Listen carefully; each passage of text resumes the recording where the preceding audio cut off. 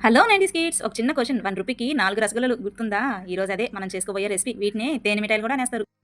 ఒక బౌల్‌లో 2 కప్పుల మైదా పిండి, 1 స్పూన్ ఉప్మా రవ్వ, 2 స్పూన్లు కార్న్ పౌడరు, కొద్దిగా నిమ్మరసం, కొంచెం ఫుడ్ కలరు అన్నీ వేసుకొని ఈ పిండిని బాగా కలుపుకొని చపాతీ పిండిలా కలిపి ఆయిల్ రాసేసుకొని ఆరిపోకుండా పక్కన పెట్టుకోవాలండి.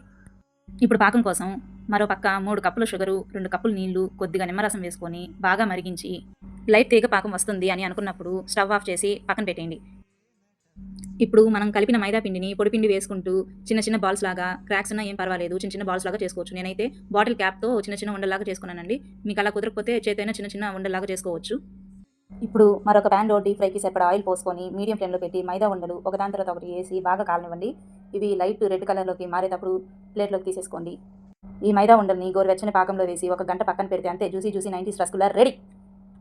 ఇలాంటి రెసిపీస్ కోసం ఫాలో అవ్వండి హోమ్ కిచెన్ కథలు. Like, share, comment చేసేయండోయ్.